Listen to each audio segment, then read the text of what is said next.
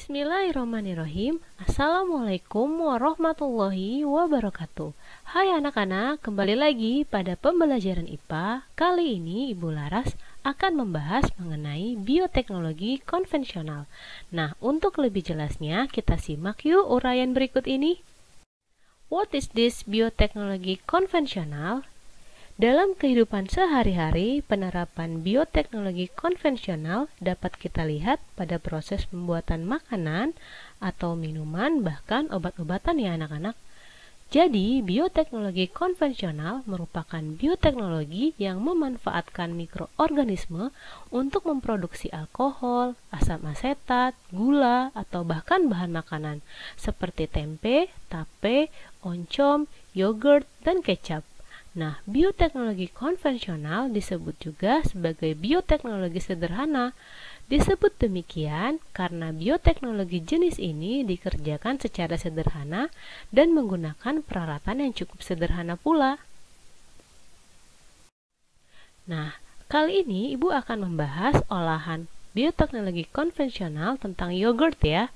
Yogurt adalah salah satu produk olahan susu yang difermentasikan oleh dua bakteri. Yang pertama Lactobacillus bulgaricus dan Streptococcus thermophilus sebagai bibit yogurt ya. Bakteri baik ini akan mengubah laktosa pada susu menjadi asam laktat sehingga rasa yogurt menjadi asam. Nah, apa sih fermentasi itu? Fermentasi pada yogurt merupakan proses perubahan kimiawi dari senyawa kompleks menjadi lebih sederhana dengan bantuan enzim yang dihasilkan oleh mikroorganisme. Nah, proses ini akan menyebabkan terjadinya penguraian senyawa-senyawa organik untuk menghasilkan energi. Tujuan utama dari fermentasi adalah untuk memperpanjang daya simpan susu karena mikroorganisme sulit tumbuh pada suasana asam dan dalam kondisi kental ya anak-anak. Nah, ini merupakan proses kimia pada yogurt. Pertama, laktosa dibantu glukosa dan galaktosa akan berubah menjadi asam pirufat dan asam laktat ya. Berikut adalah tabel perubahan komponen gizi susu pada saat fermentasi ya. Nah, di sini ada sebelum fermentasi dan ada setelah fermentasi. Nah, setelah fermentasi laktosa akan menurun. Kemudian asam laktat akan meningkat.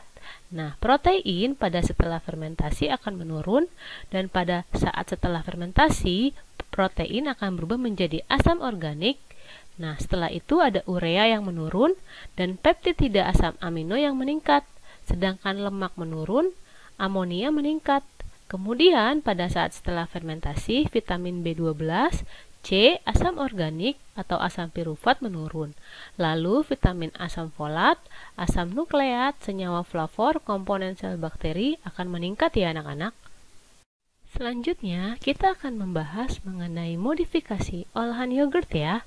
Nah, olahan yang pertama ada dietetic yogurt, yaitu olahan yogurt yang dibuat dengan rendah kalori, rendah laktosa atau ditambah vitamin dan protein. Yang kedua ada yogurt pasteurisasi, yaitu yogurt yang setelah diinkubasi selesai dipasteurisasi untuk memperpanjang umur simpannya.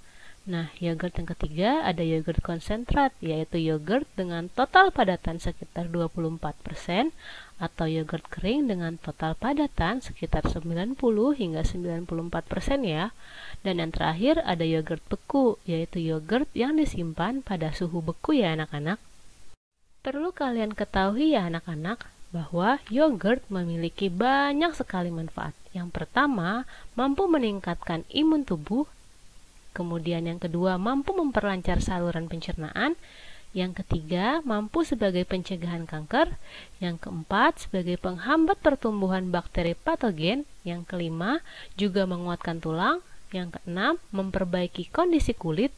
Yang ketujuh, menurunkan berat badan. Dan yang terakhir, yogurt juga bermanfaat, terutama bagi penderita lactose intolerance.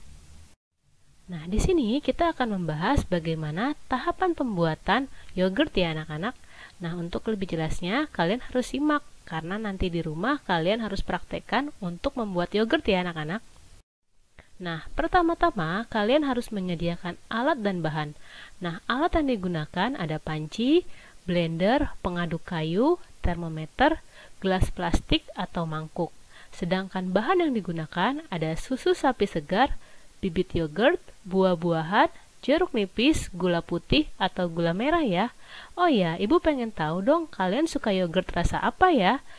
Kalian bisa jawab pada kolom chat YouTube yang ada di bawah ini. Pesan Ibu, pada slide kali ini kalian harus benar-benar memperhatikan bagaimana cara pembuatan yogurt ya. Yang pertama, masukkan susu ke dalam panci dan panaskan sampai mendidih hingga 85 sampai 95 derajat Celcius selama 15 sampai 30 menit ya anak-anak. Selalu diaduk supaya proteinnya tidak mengalami koagulasi. Langkah ini bertujuan untuk mengubah protein susu menjadi padat. Kemudian setelah itu dipanaskan. Selanjutnya dilakukan pendinginan sampai suhunya 37 derajat hingga 45 derajat Celcius. Masukkan bibit yogurt sebanyak 2% dari jumlah susu yang dipergunakan.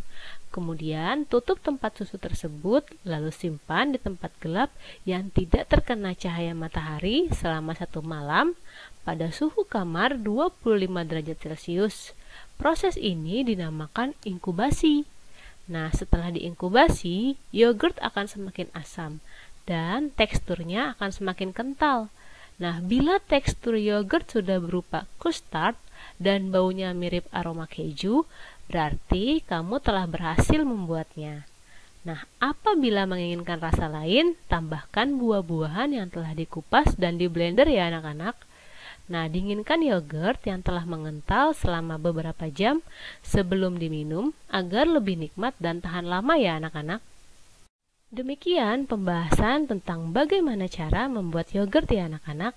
Ibu harap kalian dapat membuat yogurt yang enak ya di rumah. Untuk lembar kerja siswa akan Ibu upload di Google Classroom. Kurang lebihnya Ibu mohon maaf. Pesan Ibu selalu jaga kesehatan, jaga pola makan, dan tetap rutin berolahraga ya. Assalamualaikum warahmatullahi wabarakatuh.